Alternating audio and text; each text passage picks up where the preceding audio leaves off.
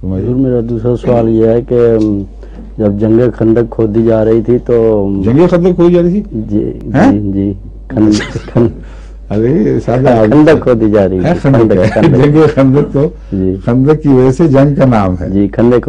کھودی جا رہی تھی۔ ٹھیک ہے ٹھیک ہے۔ تو ایک صحابہ نے رسول اللہ صلی اللہ علیہ وسلم کا کھانا کیا تھا تو وہ بڑھ گیا تھا، برکت پڑی تھی اس ہاں میں۔ جی ہاں جی، وہ کیا کچھ یہی ہے بس جی، کہ برکت پڑ گئی تھی۔ اچھا جی،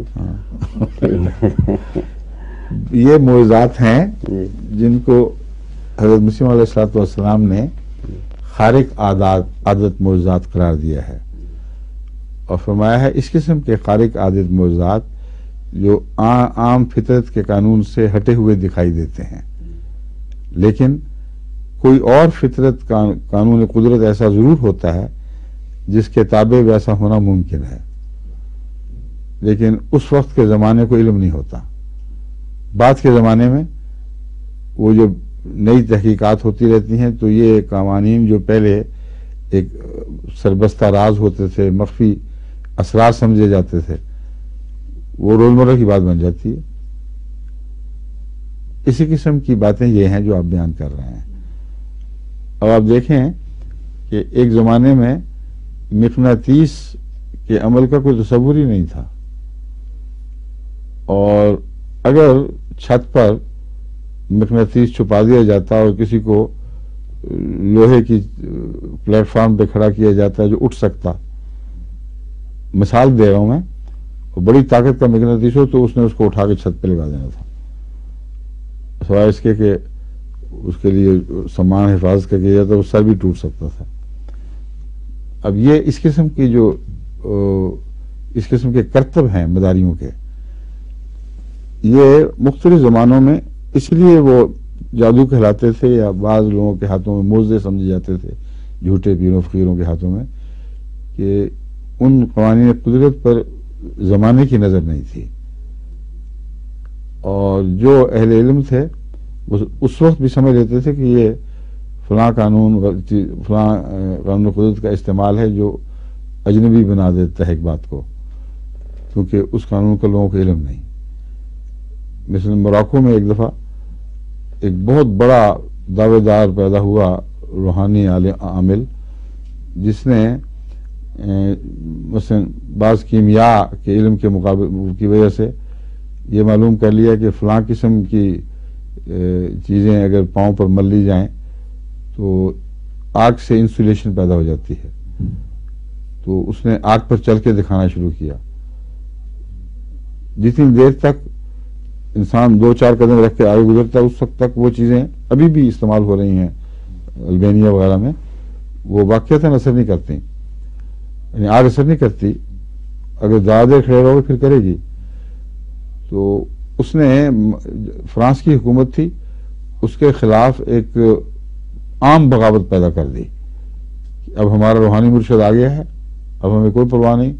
اب ہم حکومت کو الٹا دیں گے۔ جب یہ تشویشناک خبریں فرانس میں پہنچیں تو یہاں حکومت میں یہ بحث چلی کہ اس کو کس طرح دبایا جائے۔ ایک گروہ تھا کہ فوج کشی کرو، دوبارہ سختی سے کچل کے رکھ دو، تباہ کر دو ان کو۔ ایک عقل والا نے کہا کہ یہ مداری ہے، ہمارے پاس اس سے بہتر مداری ہیں، تو خواہ خون بہانے کی کیا ضرورت ہے۔ اس زمانے میں جو فرانس کا چوٹی کا مداری تھا وہ باتیں بھی جانتا تھا، اس کے علاوہ بھی جانتا تھا جس کا اس کو علم نہیں تھا۔ انہوں نے اس مداری کو بھیج دیا، انہوں نے تمہارے پاس روحانی عامل ہے، ہمارے پاس اس سے بھی بڑا روحانی عامل ہے، اور اس نے جب دکھایا سب کو تو اس کی ساری ساکھ ختم ہو گئی۔ اس نے چیلنج کیا، وہ بھاگتا پھرتا تھا آگے آگے کہ جو تم کرتے ہو میں کروں گا، جو میں کہتا ہوں تم کر کے دکھاؤ۔ تو یہ ساری باتیں اس زمانے میں عامت الناس نے یا معجزہ سمجھی یا جادو سمجھا، جو بھی تھا، نہ وہ معجزہ تھا نہ وہ جادو تھا۔ تو اگر ایک آدمی اپنے علم کی بنا پر قانون قدرت کا کوئی راز دریافت کرتا ہے جو ابھی زمانے کو معلوم نہیں، تو وہ وہی کیفیت پیدا کر سکتا ہے جو اس مضمون میں مخفی ہے۔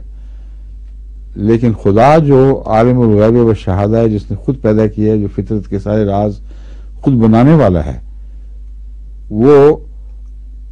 جب اپنے علم کو حرکت میں لاتا ہے تو وہ بندہ جس کی خاطر دکھاتا ہے اس کو وہ علم نہیں ہوتا، یہ معجزہ ہے۔ اگر اس کو علم ہوتا تو وہ مداری پن تھا۔ موسیٰ کو علم نہیں تھا علیہ الصلوۃ والسلام کہ فرعون نے کہ ان جادوؤں نے مجھ پہ کیا کیا ہے، اللہ نے اپنے غالب طاقت سے توڑا ہے ان کے نظر کا جادو، تب وہ موسیٰ کامیاب ہوئے، ورنہ خود نہیں ہو سکتے تھے۔ تبھی تو جو جادوگر سجدے میں پڑ گئے، ان کو پتہ تھا کہ ایک دفعہ جو مروب ہو چکا ہو ذہنی طور پر، وہ اس چنگل سے نکل ہی نہیں سکتا، تو اس کو ضرور خدا سے تعلق ہے، کوئی اور طاقت ہے جس نے اس کو کامیاب کیا ہے۔ رسول اللہ صلی اللہ علیہ وسلم کے ہاتھوں بھی یہ اقتداری معجزہ یا خارق عادت معجزہ رونما ہوا، اور بھی کئی ہوئے، لیکن حضرت مسیح علیہ السلام فرماتے ہیں کہ یہ معجزات دوسروں کو دکھانے کے لیے نہیں ہوتے، کیونکہ ایسے معجزات پہلے بھی جب دکھائے گئے ہیں کسی نے نہیں بات مانی، آخر وہ یہی کہتے ہیں ضرور کوئی جادو ہے، کوئی تماشا ہے۔ حضرت موسیٰ نے 9 نشان دکھائے تھے، ہر نشان حیرت انگیز تھا، فرعون ہر دفعہ آخر پہ کہہ دیتا تھا کہ یہ تو جادوگری ہے اور کچھ بھی نہیں۔ تو حضرت مسیح علیہ السلام فرماتے ہیں اس لیے قرآن کریم ایسے خارق عادات معجزات کو غیروں کے سامنے پیش نہیں کرتا، کیونکہ ان کو دکھانے والے پر اعتماد نہیں ہے، وہ سمجھتے ہیں یہ فراڈ ہے۔ تو جب دکھانے والا فراڈ ہے تو پھر ہر چیز اس کی فراڈ ہی سمجھی جائے گی، اس پہ حسن ظن ہو نہیں سکتا۔ مگر وہ مومن جو رسول اللہ علیہ وسلم کو دیکھا ہوا تھا، ایمان لائے تھے، وہ حق الیقین کے ساتھ جانتے تھے کہ یہ رسول اللہ علیہ وسلم کا کاروبار نہیں، یہ اللہ تعالیٰ کی طرف سے ہے، اس لیے ان کو دکھائے گئے ہیں ایسے معجزات۔ سمجھ گئے؟